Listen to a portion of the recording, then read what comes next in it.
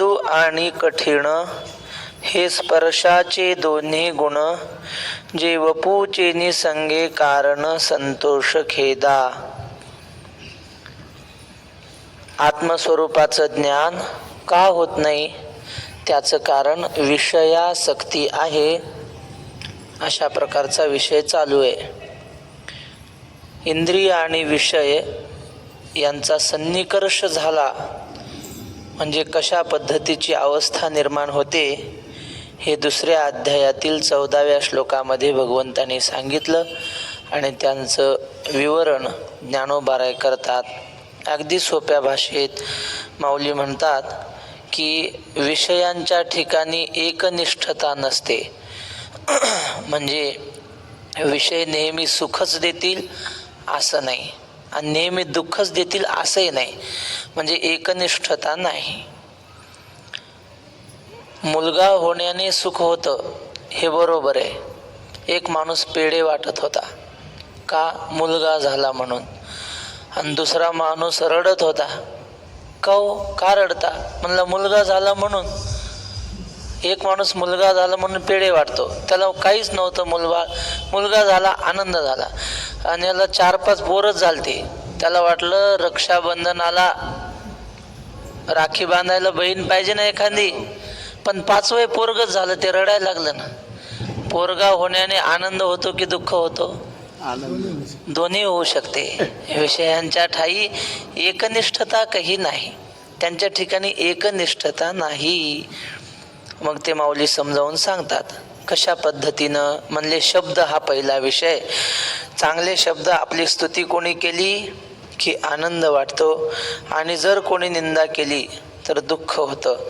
श्री गुरु राऊत बाबांनी एकदा सांगितलं होतं पाठात. ते म्हणले आमच्या भागामध्ये एक मठाधिपती होते. सगळा मान सन्मान सगळीकडे महाराज महाराज म्हणून लोक त्यांना सन्मान द्यायचे. पण एकदा ते ट्रस्टी लोकांची काहीतरी मीटिंग होती, महाराज अध्यक्ष, आणि चालू मीटिंगमध्ये कोणीतरी महाराजांना जरा टाकून बोललं. काहीतरी बोललं असेल, तुम्हाला काही कळत नाही, तुम्ही शांत बसा वगैरे, असं काहीतरी अपमानजनक बोललं. त्या महाराजांना एवढा राग आला. म्हटले त्या आश्रमामध्ये एक ध्यानगृह होतं असं भुयार. महाराज मध्ये गेले, आतून कडी लावून घेतली आणि पुन्हा बाहेरच आले नाही. ते गेले की आहे ते काय माहीत नाही, पण त्या रागाच्या भरात ते जाऊन बसले, ते पुन्हा बाहेर आले नाही. याला काय म्हणतात? मृदू आणि कठीण. आपलं हे देखील शब्दाची व्याप्ती. निंदा आणि स्तुती. स्तुती केली की बरं वाटतं, निंदा केली की दुःख होतं. एकच शब्द आहे, तो सुखही देतो आणि दुःखही देतो. हे एक पहिला विषय झाला. आणि तेथे द्वेषोपजती श्रवणद्वारे. मृदू आणि कठीण.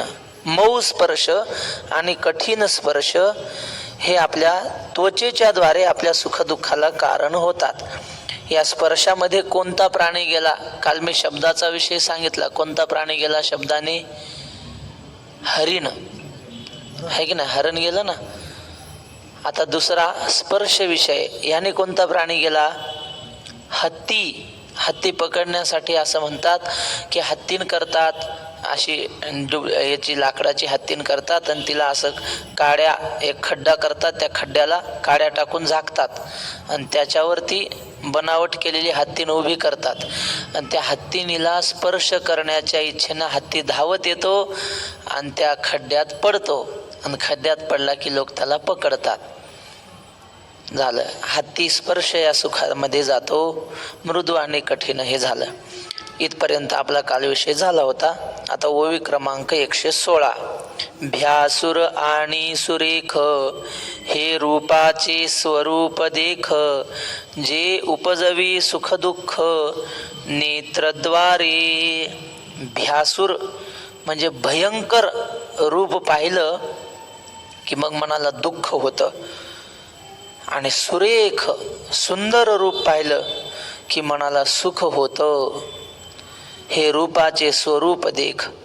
हे रूपाचा असा पद्धत आहे अशी रूप पाहण्याची, जी उपजवी सुख दुःख नेत्रद्वारे.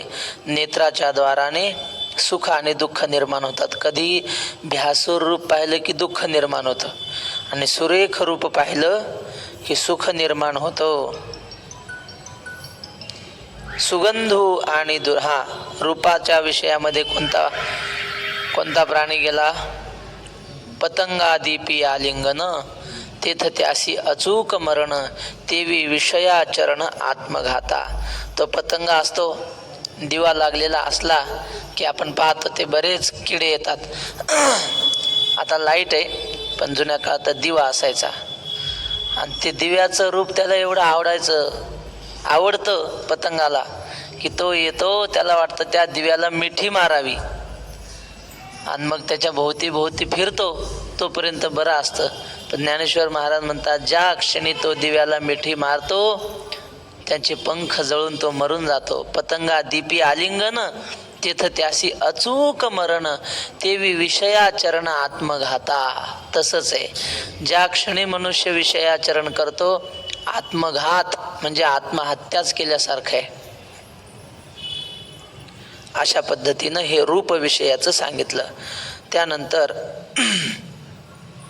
सुगंधू आणि दुर्गंधू हा परिमळाचा भेदू, जो घ्राण संगे विषादू तो शुदेता. सुगंध आणि दुर्गंध हे आपल्या घ्राणाच्या द्वारे सुगंध आला तर आनंद वाटतो आणि दुर्गंध आला तर दुःख वाटतं. हा परिमळाचा भेद आहे. सुख दुःख निर्माण करतं की नाही? चांगला सुगंध सुख, वाईट सुगंध दुःख. मग आता सुगंधाने कोणता प्राणी गेला? भ्रमर. ज्ञानेश्वर महाराजांनी भुंग्याला विनंती केली, बाबा या सुगंधाच्या नादी लागू नको, हा तुझा अवगुण सोडून दे.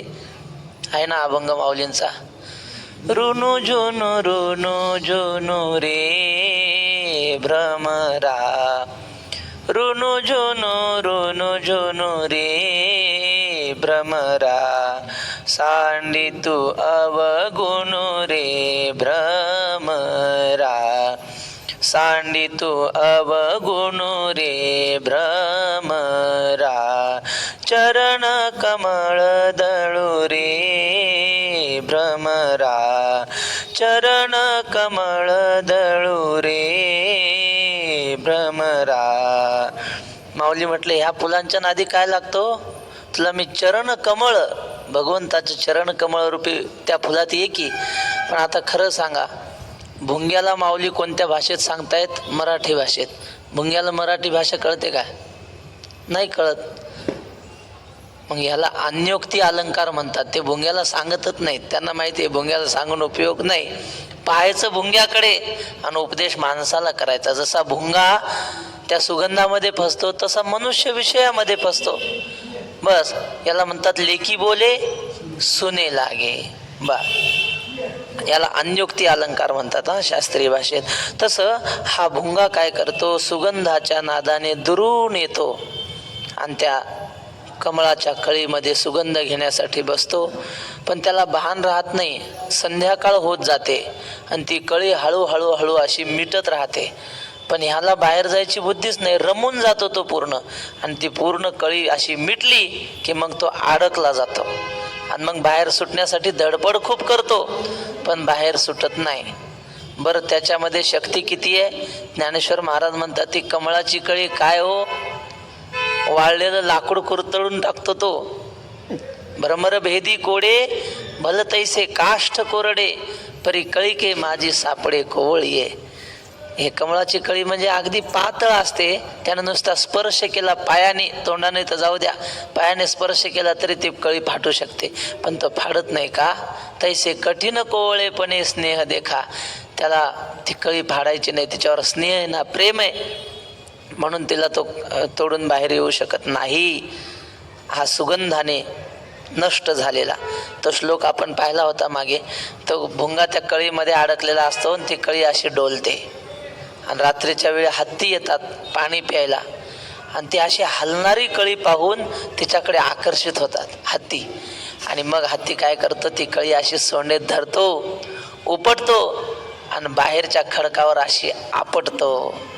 तो भुंगा मनात विचार करत असतो कळीमध्ये असताना, रात्रीर गमिष्यती भविष्यती सुप्रभातम भास्वा नुदेश्यती हशिष्यती पंकजश्रीः इत्थम विचिंतयति कोशगते द्विरेफे हा हंत हंत नलिनी गज उज्जहार. तो मनात विचार करत असतो भुंगा की रात्र निघून जाईन आणि ही कळी उमलेल आणि म्हणजे मी या कळीतून बाहेर निघून माझ्या घराकडे निघून जाईल असा विचार करत असतो. सूर्य उदय होईल पण त्याचा तो विचार तसाच राहतो आणि हत्ती त्या कळी खडकावर आपटून तो भुंगा चिरडून मरतो. कशामुळं? सुगंधाच्या गोडीमुळं. बस हा भुंगा गेला, पतंग गेला रूपाने. आता राहिला शेवटचा. तैसाची द्विविध रसू उपजवी प्रीती त्रासू म्हणून हा अपभ्रंशू विषय संगू. दोन प्रकारचा रस आहे. आता माऊली किती व्यवस्थित लिहित आहेत बघा. निर्दोष लिहिणं याला म्हणतात. आधी काय सांगितलं? पहिले याच्या आधीच्या सुगंध आणि दुर्गंध हे सुख दुःखाला कारण आहेत. सुगंध आला की सुख वाटतं, दुर्गंध आला की दुःख वाटतं. आता खालच्या ओळीत काय लिहायला पाहिजे होतं सांगू काय? वरच्या पद्धतीनं असं लिहायला पाहिजे होतं, गोड खायला मिळालं की सुख वाटतं आणि कडू किंवा तिखट खायला मिळालं तर दुःख होतं, असं लिहायला पाहिजे होतं की नाही? पण माऊलीने तसं लिहिलं नाही. फक्त दोन प्रकारचं अन्न सुख दुःखाला कारण आहे, दोन प्रकारचा रस सुख दुःखाला कारण आहे असं लिहिलं. कारण माऊलीला माहिती आहे गोड सुख दुःखाला कारण आहे असं म्हणावं तर सगळ्यांनाच गोड आवडेल सांगता येत नाही, आणि तिखट दुःखाला कारण आहे असं म्हणावं तर सगळ्यांनाच तिखट आवडत नाही असं नाही ना. तिखटच आवडणारे माणसं आहेत. काहींना अशी सपक भाजी केली ते जेवतच नाहीत, घरी जाऊन जेवतात, त्यांचं जेवण होत नाही. असो, तर ज्ञानेश्वर महाराज म्हणतात दोन प्रकारचा रस आहे आणि तो दोन प्रकारचा रस सुख दुःखाला कसा कारण आहे ते सांगतात.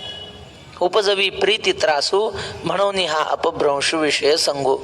रसाने कोणता प्राणी गेला? मासा. बरोबर. माशाला कसं पकडतात? तो गळ असतो, त्या गळाला तो शिदोड तोडून लावतात. त्याचा काय म्हणतात ते गांडूळ असतं की नाही, ते असं तोडून त्याला अडकवतात आणि त्या काय पीठ वगैरे अडकवतात. पण मला तो दोहा म्हणायचा आहे म्हणून शिदडं म्हणतात. ते अडकवतात आणि मग ते पाण्यात टाकलं की तो मासा त्याला खायला येतो, शिदडाला. शिदोड त्याला विनंती करून सांगतो, बाबा तू मला खाऊ नको, तू जर मला खाल्लं ना तुला मरावं लागेल. त्या माशाला इकडे येताना तो शिदोड विनंती करतो, मत आ मेरे लिए, मैं आधा हुआ तेरे लिए. मला तुटावं लागलं तुझ्यासाठी. तू आएगा मेरे लिए तो ऊपर खडा है तेरे लिए. तू जर मला खाण्याचा प्रयत्न केला ना तुला खायला वर बसलाय. पण तो ऐकत नाही मासा. त्याला त्या रसाची गोडी लागलेली असते आणि तो रस सेवन करण्यासाठी तो मासा तो गळ गिळतो. आणि मग तुकाराम महाराज म्हणतात, आमिषाच्या आशे गळगिळी मासा फुटून या घसा मरण पावे. रसा विषयाच्या नादाने घसा फुटून तो मरून जातो मासा, अशी त्याची अवस्था. माणसाचे तरी काय, सगळे माणसं हॉटेलचे पदार्थ का खातात? ते म्हणले हॉटेलचा चहा, घरचा चहा गोडच लागत नाही, हॉटेलचा चहा गोड लागतो का? आमचे गुरुजी सांगतात त्या कपाने अनेक जणांनी चहा पिलेला असतो आणि हॉटेलचे कप कसे धुतात तुम्हाला माहिती आहे ना, सगळ्यालाच माहिती आहे. असे 5 ग्लास 5 बोटात धरायचे, असे बुचकळायचे, झालं. टेबलवर उघडे ठेवले, झालं. साबण बिबण काही लावत नाही, त्यामुळे तो गोड लागतो चहा. आमच्या गुरुजींनी सांगितलं सांगू का? श्री गुरु शिंदे माऊलीने सांगितलं होतं. म्हणले रेल्वे स्टेशनवर गाडी थांबली, 5 मिनिटं गाडी निघाली. हळूच गाडी निघाल्यावर एका माणसाच्या लक्षात आलं आपला चहा घ्यायचा राहिला. आणि हळूहळू गाडी धकल्यावर त्यानं त्या चहावाल्याला, अरे इकडे इकडे 1 कप दे म्हणे. आता ते हुशार असतात, ते म्हणे आधी पैसे दे, कारण गाडी निघून गेली. चहा देता देतात आधी 10 रुपये घेतले आणि मग चहा द्यायला लागला. पण त्या पोरानं विचार केला, आता पिशवीत हात घालून गिलास काढा ना अमुक करा, तोपर्यंत गाडीचा वेग वाढेल. दुसऱ्या बाजूच्या खिडकीत आधीच 1 गिलास ठेवलेला होता पहिल्या माणसानं चहा पिऊन. आणि मग त्यानं तेच गिलास घेतला आणि त्याच्यात चहा ओतला. पण तो पहिला गिलास होता की नाही, तो रिकामा नव्हता. त्याच्यात पहिल्या माणसानं चहा पिऊन खकारा टाकलेला होता. आणि मग त्यानं ते घेतला गिलास, त्याच्यात चहा ओतला इकडच्या खिडकीतून घेतल्यामुळे याला दिसलं नाही. दिला चहा, घ्या. त्यानं चहा घेतला तर म्हणला वा, आपण 10 रुपयात आपल्याला वाटलं साधा चहा येईल, यानं मलईचा चहा दिला आपल्याला. झाला, पिला त्याने आवडीने. जाऊ द्या, हे रसनेचं सांगितलं तर मला. लोक हॉटेलचे पदार्थ खातात ना, हॉटेलचं काय खरं असते, बाहेरून दिसायला चांगले. नाही भेद म्हणून भलतेची आचारे. लोकांना म्हणलं खाऊ नये, म्हणलं हॉटेलातलं अन्न परब्रह्म नाही काय, हॉटेलातल्या अन्नात देव नाही काय. झालं, मग घ्या. तुकाराम महाराज म्हणतात, नाही भेद म्हणून भलतेची आचरण मोकळा विचारे मन असावे.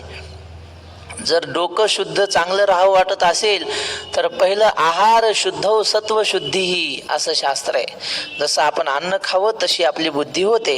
ज्ञानेश्वर महाराज म्हणतात, अहो प्रत्यक्ष उदाहरण ना, शहाणा सुलता माणूस, आणि जर त्याला काही पाजली एखाद्या माणसाने बळच, तर तो चांगला वागतो का? का? कारण पोटात गेलेला पदार्थ त्याच्या बुद्धीवर आक्रमण करतो. असा अन्नाचा महिमा आहे. आम्हाला शाळेत श्लोक होता, दीपो भक्षयते ध्वांतः कज्जलम च प्रसूयते, यदन्नम भक्षयेन नित्यम जायते तादृशी मतिही. दिवा असतो ना, तो अंधाराला खातो असं म्हणतात. प्रकाश करतो म्हणजे काय? अंधार खातो. आणि मग काजळी काळीच येते ना, काळा अंधार खातो म्हणून काजळी सुद्धा काळीच येते. तसं माणूस जसं अन्न खाईल तशी त्याची बुद्धी होत असते. ते सांगतात ना, द्रौपदीचं उदाहरण, रणांगणावर भीष्माचार्य त्या शरपंजिरीवर पडले होते, रोमारोमात बाण शिरलेले होते, आणि सगळे पांडव द्रौपदी त्यांच्या अंत्यदर्शनासाठी गेले. आणि भीष्माचार्यांनी पडलेल्या अवस्थेमध्ये धर्माला विचारलं, धर्मा, सगळं न्यायाने चाललंय ना तुझ्या राज्यामध्ये, सगळं व्यवस्थित चाललंय ना? धर्म म्हटले, हो महाराज, आपल्या आशीर्वादानं सगळं व्यवस्थित चाललंय, सगळे न्यायाने कारभार चालला. असं बोलणं चाललेलं पाहिलं, द्रौपदी हसली. महाराज भीष्माने पाहिलं मरणाचा प्रसंग आहे आणि हसते. अशा प्रसंगी हसणं चांगलं आहे का? चांगलं नाही ना. बरं, भीष्माने नाही, 5 पांडवांनी पाहिलं, म्हणले ही काय मूर्ख आहे की काय?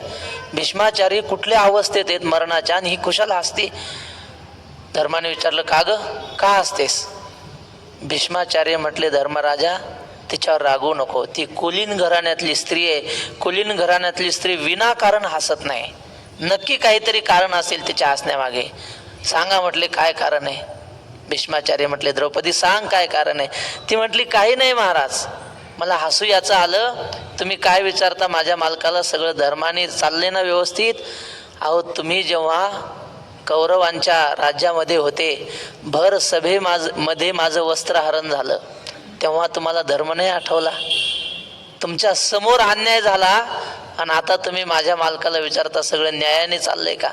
अहो तुमच्या ताब्यात होते ना, तुम्ही जर अडवलं असतं तर काय ताकद होती दुर्योधनाची वस्त्रहरण करायची, तेव्हा तुम्ही का प्रतिकार केला नाही? असा द्रौपदीनं प्रश्न विचारला. तेव्हा भीष्माचार्यांनी उत्तर दिलं, द्रौपदी, त्याचं कारण असं म्हटले, त्यावेळी मी दुर्योधनासारख्या पाप्याचं अन्न खात होतो, त्यामुळं माझी बुद्धी सुद्धा बिघडलेली होती. आता हे अर्जुनाचे बाण लागलेत ना, त्या बाणाने ते सगळं पाप्याचं अन्नाचं रक्त निघून गेलंय, आता माझी बुद्धी शुद्ध झाली. म्हणून जाता जाता भीष्माचार्य म्हणतात, देवा, आता माझी ही शुद्ध झालेली बुद्धी तुझ्या चरणावर मी समर्पित करतो. कशासाठी सांगितलं हे? यदन्नम भक्षये नित्यम जायते तादृशी मतिही. आणखी एक वक्ते बाबांनी सांगितलेली गोष्ट आठवली, सांगू का?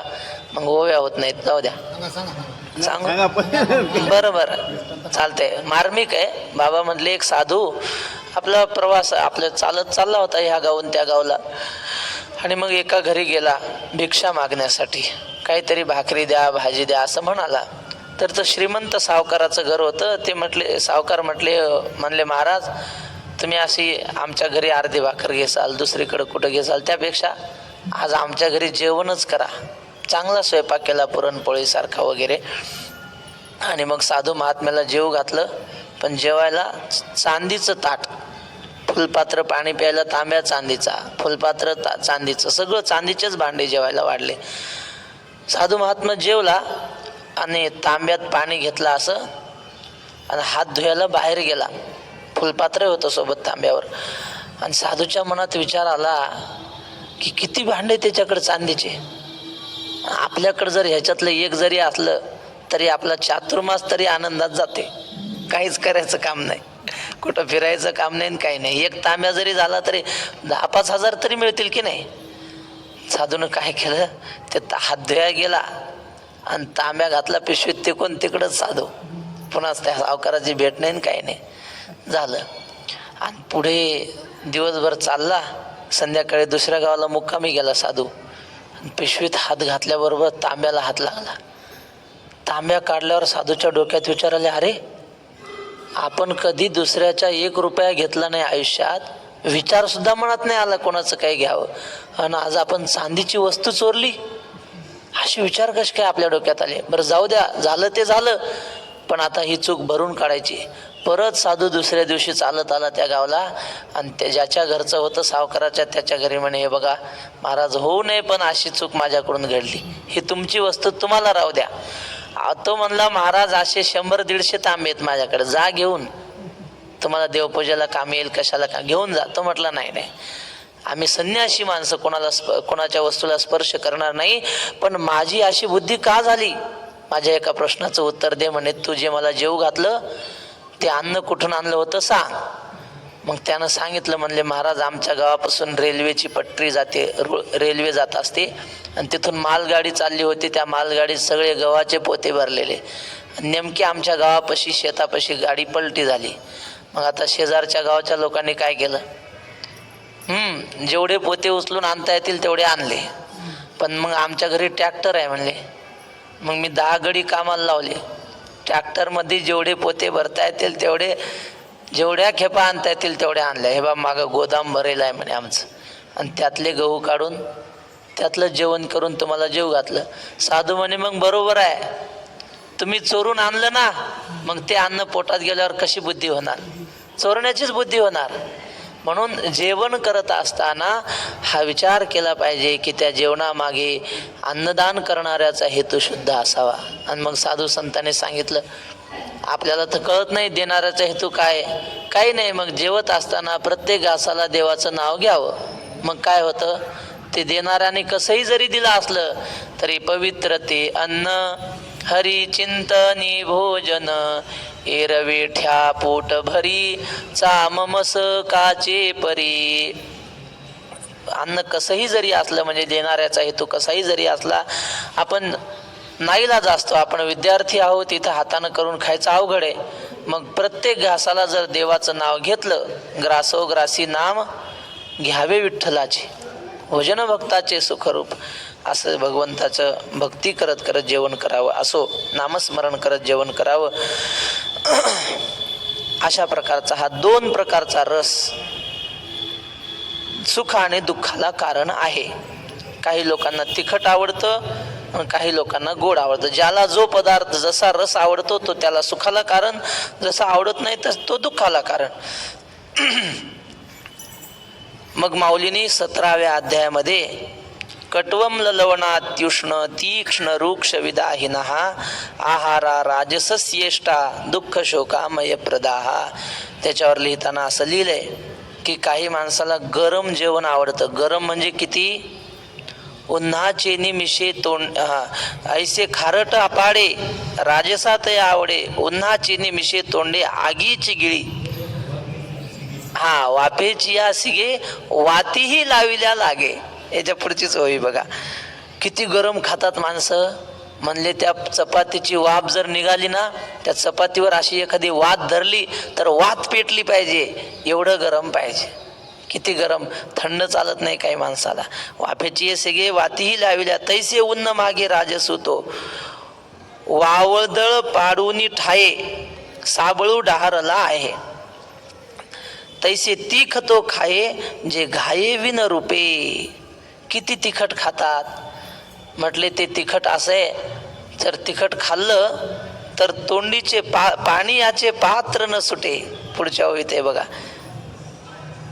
हे असो उगे आगीते म्हणे जैसे राईते, पढिये प्राणा परवते राजसिगा, ऐसा न पुरोनी तोंडा जिभा केला वेडा, अन्न मिशे अग्नी बडबडा पोटी भरी, तैसाची लवंगा सुटे मग भुई नाशे जे खाटे, पाणी याचे न सुटे तोंडोनी पात्र. किती पाणी प्यावं लागतं तिखट खाल्लं की, आणि मग तिखट खाल्लं की पाणी याचे न सुटे तोंडोनी पात्र. आता जाऊ द्या, जास्त वर्णन करून सांगणं योग्य नाही. फक्त विषय सांगितलं की 17व्या अध्यायात 9वा श्लोक आहे, तिथं माऊलींनी राजसहाराचं वर्णन केले, ते आपण पहा. अशा प्रकारे हा रस आपल्याला विषयामध्ये अडकवतो, रस विषयामध्ये सुख दुःख देतो. म्हणून हा अपभ्रंश तैसाची द्विविध रस झालं, म्हणून हा अपभ्रंश विषय संगो. म्हणून अर्जुना, हा विषय स्वरूपापासून आपलं पतन करणारे आहेत. अपभ्रंश म्हणजे आपल्याला मागे ओढणारे आहेत. देखे इंद्रिया अधीन होईजे, ते शीतोष्णांते पाविजे, आणि सुखदुःखी आकळीजे आपण पे. इंद्रियाच्या अधीन आपण झालो की मग शीतोष्ण आपल्याला प्राप्त होतात. शीतोष्ण म्हणजेच काय? अनुकूल प्रतिकूल विषय प्राप्त होतात. सुखी दुःखी आपण होतो आणि सुखदुःखी आकळीजे आपण पे. आणि मग सुखदुःखाने आपलं अंतःकरण अडकलं जातं, त्या विषयाच्या स्वाधीन होतो. या विषया वाचून काही अनेक सर्वथा रम्य नाही, ऐसा स्वभावोची पाही इंद्रियांचा. या विषया वाचून दुसरं काही चांगलं नाही, रमविणारं नाहीच, असा इंद्रियांचा स्वभाव आहे.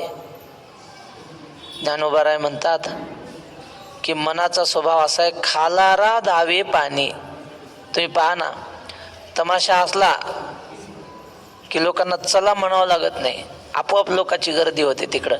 आणि कीर्तन सुरू झाल्यावर चला कीर्तनाची वेळ झाली, भाविक मंडळींनी लवकरात लवकर कीर्तन मंडपामध्ये हजर व्हावं, विनेकरी आले, चाल सुरू झाली, तरी लोक येत नाहीत. लोक म्हणतात अजून कीर्तन पेटलं नाही, म्हणतात पेटू द्या. म्हणजे काय? चाल होस तर जायचं नाही, चाल गिल झाली, महाराजांनी बोलाय सुरू केलं की मग पेटलं म्हणतात.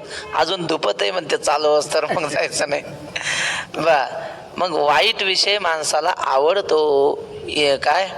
ऐसा स्वभावाची पाही इंद्रियांचा, हा स्वभावच आहे. इंद्रियांना वाईट आवडतं, विषय संग आवडतो. हे विषय तरी कैसे? रोहिणीचे जळ जैसे, का स्वप्नीचा आभासे भद्र जाती. हे आता 20 क्रमांकाची ओळी वाचली ना, त्याच्यावर छोटासा असा प्रसंग आठवला की एक राजा, आणि त्या राजाने जाहीर केलं की उद्या सकाळी 4 वाजता मला जो अमुक एका त्या डोंगरावर येऊन भेटेल त्याला मी अर्ध राज्य बक्षीस देणार. पण सकाळी किती वाजता आलं पाहिजे? 4 वाजता आले पाहिजे. आणि मग गावापासून समजा 5 किलोमीटर अंतरावर तो डोंगर होता. आणि मग त्या रस्त्याला राजाने काय केलं? वेगवेगळ्या कार्यक्रमांचं आयोजन केलं. पहिला ठेवला कार्यक्रम गायनाचा, पहिल्या सुरुवातीला 1 किलोमीटर अंतरावर. त्यानंतरच्या 1 किलोमीटर अंतरावर ठेवला, तिथं बगीचा निर्माण केला, सुंदर असा बगीचा, पाहून माणसं वेडी होतील अशी झाडं. आणि नंतर थोड्या पुढे गेल्यानंतर खायची प्यायची व्यवस्था केली, म्हणजे 5 विषयाची व्यवस्था केली 5 किलोमीटरवर. आणि मग लोक निघाले रात्री 8 वाजताच निघाले. म्हणले आपल्याला जायचंय ना, 5 किलोमीटर जायचंय, पण आपलं उशीर व्हायला नको, आपल्या आधी कोणी गेला मग. आणि मग पहिला संगीताचा कार्यक्रम होता, तिथं लोक म्हणले जरासं ऐकू आणि मग पुढे जाऊ. पण त्या अशा लावण्या होत्या महाराज, लोक लावण्यामध्ये रमून जातात ना. अहो पहाड झाली तरी तिथंच काही लोक त्यातून काही निघाले ज्यांना संगीताचं काही ज्ञान नव्हतं, ते पुढे गेले. तर पुढं काय होतं? बगीचा होता, गाद्या गिद्या मस्त टाकलेल्या, त्याच्यात काही रमले. म्हणले जरासं पडू आणि मग जाऊ. का चाललं? जरासं पडलं की 7च वाजले पहाटचे. त्याच्या पुढं काही गेले, ते म्हणले अरे जाऊ द्या, 2 घास खा.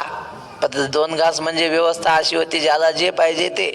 अलीकडे लग्नात असतात ना सगळे पदार्थ असे. काय काय केलं होतं सांगू?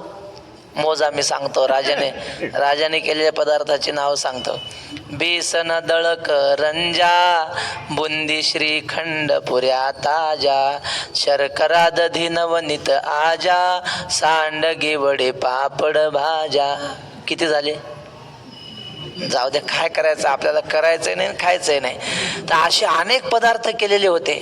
आणि लोक काय मग ज्याच्या त्याच्या आवडीनं दणकून हाणलं, मग खाल्लं की माणसाला जरा आळस येतो, पडले तिथंच.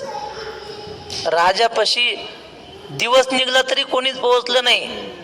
कोणी संगीतात म्हणजे शब्दात अडकलं, कोणी खाण्यात म्हणजे रसात अडकलं, कोणी शब्दात झालं संगीतात सांगितलं, काही सुगंधात म्हणजे ते दरवळणारा सुगंध त्यांना तिथंच ते अत्तर घेत बसले. अत्तर फुकट होते, मोफत वाटप, वारीत असतात की नाही छत्र्या गित्र्या, तसं ते अत्तराच्याच नादात काही बसले. काय राहिलं अजून? स्पर्श, गाद्या गिद्या होत्या ना अंथरलेल्या, त्याच्यात आनंद घेतला. त्यानं अजून काय राहिलं? रस विषय राहिला. हा, रूप. रूप म्हणजे चित्रपटांचं आयोजन केलं होतं, त्याच्यामध्ये काही गुम झाले. आणि शेवटी रस, जे काही राहिले सायले होते त्या खाण्याच्या नादात गेले. राजा 8 वाजोस्तर थांबला, दिवस निघोस्तर कोणी पोहोचलं नाही. का? ही 20 क्रमांकाची ओवी. या विषया वाचून काही अनेक सर्वथा रम्य नाही, ऐसा स्वभावची पाही इंद्रियांचा. हा इंद्रियांचा स्वभाव आहे. हे विषय तरी कैसे, रोहिणीचे जळ जैसे, का स्वप्नीचा आभासे भद्र जाती. म्हणले हे विषय कसे आहेत? एका माणसाला स्वप्नामध्ये हत्ती दिसला, पण नुसता हत्ती नाही, त्या हत्तीवर सोन्याची अंबारी, आणि त्या सोन्याच्या अंबारीमध्ये सगळं सोनं नाणं भरलेलं, असा हत्ती त्याला मिळाला स्वप्नात. कोणीतरी एखाद्या राजाने बक्षीस दिलं, हा घेऊन जा म्हणले तुला हत्ती. आणि आता राजाच्या शिपायाच्या हातातून याच्या हातात तो हत्तीचा काय म्हणतात लगाम वगैरे काय जे असेल ते देताना स्वाधीन करणार तेवढ्यात त्याच्या बायकोने याला उठवलं. उठा, कवर झोपता म्हणले, 8 वाजले. याला स्वप्नात मिळाला होता हत्ती, जागा झाला. पाहतो तर हत्ती नाही, काहीच नाही, रोजच्या सारखं आपल्या शिव्या खायची पाळी. आणि मग तो विचार करायला लागला, तो हत्ती मिळाला होता, हिनं जर 2 मिनिट उठवलं नसतं अजून, तर हत्ती आपल्या ताब्यात आला असता की नाही. आणि मग हा लागला बायकोला शिवाय, तुला अक्कल आहे का म्हणे, 2 मिनिटं थांबली असते तर काय रोग आला असता का तुला? आता खरं सांगा, 2 नाही अजून 2 तास जरी थांबला असता, हा झोपून राहिला असता, मिळाला असता का हत्ती? तसंच आहे म्हणले. स्वप्नातला हत्ती, तो गजांत लक्ष्मी स्वप्नात दिसली ना, ती जशी आपल्या सुखदुःखाला कारण होत नाही, झाली तर उग कामापुरते, तेवढ्या स्वप्नापुरते, ती खरी नसते. तसंच आहे हे. स्वप्नीचा आभासे भद्र जाती. भद्र जाती म्हणजे हत्ती. स्वप्नामध्ये हत्ती जसा दिसावा तसे हे विषयातलं सुख आहे. किंवा रोहिणीचे जळ जैसे, हे मृगजळाचं पाणी दिसण्यापुरतं खरं, त्याने काय तहान भागते का? ज्ञानेश्वर महाराज म्हणतात, एका माणसाला अमृत दिलं, तहान लागली होती, आणि तांब्यावर अमृत दिलं कोणीतरी. ते म्हणलं, हे आपण असलं, आपण कधीच पिलं नाही आणि पितही नाही, ते बघा समोर दिसतंय म्हणले पाणी, मी ते पाणी आणायला जातो. कोणतं पाणी दिसत होतं? मृगजळाचं पाणी. उन्हाच्या लाया आया दिसत होत्या, आणि ते पाणी म्हणून अमृताचा त्याग करून त्या पाण्याकडे धावतो. असं हे विषयाचं सुख म्हणजे असं आहे. देखे अनित्य तिया परी, म्हणून तू अवेरी, हा सर्वथा संगू न धरी धनुर्धरा. म्हणून अर्जुना, विषयात सुख नाही असं मी म्हणणार नाही, पण ते विषयातलं सुख अनित्य आहे, क्षणभर आहे. म्हणून अर्जुना त्याचा त्याग कर. अवेरी हा सर्वथा संगू न धरी धनुर्धरा. या विषयाचा सर्व प्रकारे संग धरू नको, कुठल्याही प्रकारे धरू नको. म्हणजे काय? ज्ञानेश्वर महाराज म्हणतात, एखादा असा असतो बाह्य विषय तरी नाही, परी मानसी होईल जरी काही, तरी साध्यन तुची पाही संसार वसे. बाहेरून एकही विषय नाही, कुठलाच विषयाचं सेवन करत नाही, संन्यासी आहे, पण आतून मात्र सगळ्या प्रकारचे विषय मिळावे अशी तळमळ चालू आहे. मग माऊली म्हणतात, तो संन्यासी जरी असेल तरी तो संसारीच आहे. आणि मुक्ताबाईच्या भाषेत सांगायचं तर मुक्ताबाई म्हणतात, वरी भगवा झाला नामे, अंतरी वश केला कामे. वरी भगवा झाला नामे, अंतरी वश केला कामे. त्याला म्हणून ये साधू, जगी विटंबना बाधू. घर बांधिले डोंगरी आणि विषय हिंडे दारोदारी. काय केला योग धर्म, नाही अंतरी निष्काम. बस त्याला किंमत नाही त्या साधुत्वाला. तसं सर्व प्रकारे म्हणजे बाहेरून तर विषयाचा त्याग करायचाच, अंतःकरणातून विषय त्याग झाला पाहिजे. ही सगळ्यात महत्त्वाची गोष्ट आहे. एक संस्कृत वाक्य जसं आठवलं तसं सांगतो. यदि कल्याण इच्छिसी तात विषयान विषवत त्यजेत, असं वाक्य आहे. जर आपलं कल्याण व्हावं वाटत असेल, देव भेटावं वाटत असेल, तर विषयाचा विषासारखा त्याग केला पाहिजे. आता कसं करायचं पहा तुम्ही. ज्ञानेश्वर आपलं तुकाराम महाराज म्हणतात, आम्हाला हे विषय कसे वाटतात सांगू. विटले हे चित्त प्रपंचापासोनी आणि वमन ते मनी बैसलेसे. विषयाविषयी एवढी तुच्छ भावना आहे की एखाद्याला जिलेबी आवडते समजून चाला, जिलेबी खायला खूप आवडते, आणि मग त्याला भूकही लागली आणि जिलेबी खाण्याची इच्छा झाली, तर म्हणला अरे मला जिलेबी. माऊली बोलू नका, बोला, आम्हाला काहीच नाही पुढे काय बोलू. हा बस बस जाऊ द्या. तर मग जिलेबी आवडते तर म्हणलं अरे जिलेबी मिळेल करा, मला लेज खाण्याची इच्छा झाली, लेज आवडते जिलेबी. आणि म्हणलं बरं पाहतो. दुसरा एक माणूस किलोभर जिलेबी खाऊन आला होता आणि जास्त झाल्यामुळं तो ओकला, त्याच्या पोटातून नुसती जिलेबीच पडली बाहेर. यानं त्या मित्राकडे गेलं, चल म्हणलं जिलेबी आहे, आणि ते ओकलेलं दाखवलं त्याला. खाईल का हो? जिलेबी नाही का ती आहे, पण तो खाऊ शकत नाही. तुकाराम महाराज म्हणतात, वमन केली अन्ना, वमिलिया अन्ना लाळ न घोटी जेवी रसना, का अंग नसुई आलिंगना प्रेताची. किती जिलेबी आवडत असली तो खाऊ शकत नाही. तुकाराम महाराज म्हणतात, तसं आम्हाला हे संसारातले विषय ओकारी सारखे वाटतात. बस असा जो असतो ना, त्याची अवस्था काय असते ते पुढच्या श्लोकात सांगितले. ज्याला विषय आवडत नाही, यम हिन व्यथयन्त्येते पुरुषम पुरुषर्षभ समदुःख सुखम धीरम सोमृतत्वाय कल्पते. पुरुषर्षभ म्हणजे पुरुषांमध्ये श्रेष्ठ असलेल्या अर्जुना, यम पुरुषम ही न व्यथयन्ते, ज्या पुरुषाला हे विषय असे व्यथित करत नाहीत, किंवा जो पुरुष विषय सेवन करीत नाही. समदुःख सुखम धीरम सहा अमृतवाय कल्पते, त्याला सुख दुःख सारखेच, विषय सेवनच करायचे नाही. कोणी स्तुती केली तरी दुःख मानायचं नाही, सुख मानायचं नाही, निंदा केली तरी दुःख मानायचं नाही. तुकाराम महाराज म्हणतात, समजा आपली एखाद्याने खूप स्तुती केली, महाराज तुम्ही खूप चांगले, काय तुमचं बोलणं, काय तुम्ही तुमचा स्वभाव वगैरे असं वर्णन केलं. मग महाराज म्हटले, सांगा तो स्तुती करून गेला, काय दिलं का आपल्याला त्याने? नवीन काय आपल्या अंगाला ताकद 10 किलो वजन वाढलं का आपलं? काहीच नाही, बोलून गेला फक्त. आणि दुसरा आला आणि शिव्या दिल्या, शिव्या देऊन निघून गेला. काय आपल्या काय तुटतं का? अवयव गळून पडतो का एखादा? मानिलं तो देईल काही आणि न मानिलं तो नेईल काही. तुकाराम महाराज म्हणतात, मान देणारे काही देत नाहीत आणि शिव्या देणारे काही आपलं हिरावून नेत नाहीत. त्यामुळं जो माना अपमाना ते साय, सुख दुःख समाय, निंदा स्तुती नोहे दुखंड. जो मानापमाना ते साय, बर किती मान अपमान सुख दुःख समाय, निंदा स्तुती नोहे दुखंड. जो निंदा केली तरी दुःखी होत नाही, स्तुती केली तरी दुःखी होत नाही. हे तो शुक्राची विष्ठा. आणि असं आहे, जिथं आपला सन्मान होईल ते तुकाराम महाराजांच्या चरित्रात आहे. ज्या गावामध्ये लोक आपल्याला जास्त मानतात त्या गावात एकदा आपला चांगला अपमान होत असतो. पुन्हा ते लोक नाव त्याचं म्हणले, त्याचं माहिती आहे आम्हाला, त्याचं नाव काढू नका. म्हणले त्या महाराजाची तारीख घेतली नाही, नाव काढू नका महाराज असं म्हणतात. आणि आधी त्या गावातले लोक देवासारखी पूजा करतात.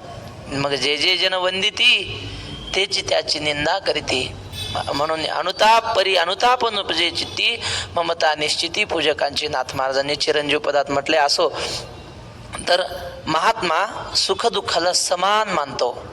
वासुदेवाच्या अभंगात धन्य जगी तोची मध्ये पहिलंच चरण आहे, सुख दुःख समान सकळ जीवांचा कृपाळ, ज्ञानाचा उद्बोध भक्ती प्रेमाचा कल्लोळ, धन्य जगी तोची एक हरी रंगीनाची, रामकृष्ण वासुदेव सदा स्मरेवाची.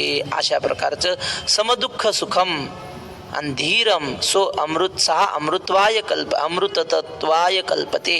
म्हणजे असा जो सुखदुःखाला समान मानणारा, विषयाच्या अधीन न होणारा, त्याला अमृत तत्व म्हणजे मोक्ष स्वरूप प्राप्त होतं, मोक्षाची योग्यता प्राप्त होते. हे विषय जया ते ना कळिती, 2 ओव्या आहेत या श्लोकावर, तेवढ्या घेऊ. हे विषय जया ते ना कळिती, तया सुखदुःखे दोन्ही नपवती, आणि गर्भवास संगती नाही तया. हे विषय ज्याला आकर्षित करीत नाहीत, बांधत नाहीत, त्याला सुखही होत नाही आणि दुःखही होत नाही अशा महात्म्याला. आणि गर्भवास संगती नाही तया, आणि पुन्हा त्याला गर्भवासाचा फेरा फिरावा लागत नाही, जो विषयाचं सेवन करत नाही त्याला. तो नित्यरूप पार्था ओळखावा सर्वथा, जो या इंद्रियार्था नागवेची. आणि मग असा जो महात्मा असतो तो नित्यरूप असतो. काही ज्ञानेश्वरीत नित्यतृप्त पार्था असा पाठ आहे, दोन्ही बरोबर लागू शकतात. तो नित्यरूप आहे, जो विषयात अडकत नाही ना, त्याला ब्रह्मस्वरूपता प्राप्त होते, म्हणजेच तो नित्यरूप होतो. ओळखावा सर्वथा, ज्याच्यावर विषय आक्रमण करीत नाहीत, तो ब्रह्मस्वरूप आहे असं जाणायला हरकत नाही. 6व्या अध्यायामध्ये यदा हिनेंद्रियार्थेषु न कर्मस्वनुषज्यते सर्व संकल्प संन्यासी योगारूढस्तदोच्यते, तरी जयाची या इंद्रियांची या घरा, नाही विषयांची या एरझारा, जो आत्मबोधाची या ओरा पहुडला असे, जया ते सुखदुःखाचे नि अंगे, झगटले मानसचे ओने घे, विषय पासी ही आली असे नरगे, हे काय म्हणोने इंद्रिये कर्माच्या ठाई, वाढिनली परे कही, फळ हेतू चाड नाही अंतःकरणी. असं तिथं वर्णन केलंय की सुखदुःखाचा कितीही मोठा वारा सुटला, त्याच्या म्हणजे मनाला काही त्याचा परिणाम होत नाही. जयाची या इंद्रियाची या घरा, नाही विषयांची या एरझारा, जो आत्मबोधाची या ओहरा पहुडला असे. आत्मबोधरूपी घरामध्ये जो निवांत बसलेला असतो, त्याच्यावर सुखदुःखाचा काहीही परिणाम होत नाही, असा तो महात्मा असतो, जो या इंद्रियार्था नागवेची, जो इंद्रिय आणि विषयाच्या या तावडीमध्ये सापडत नाही, असा महात्मा ब्रह्मरूप असतो. आता 16वा श्लोक आहे, त्याचं चिंतन उद्या करू. हा 16वा श्लोक अत्यंत महत्त्वाचा आहे. म्हणजे या श्लोकाखाली माऊली अनेक दृष्टांत देऊन आपल्याला हा अद्वैत सिद्धांत पटवून देण्याचा प्रयत्न करतात.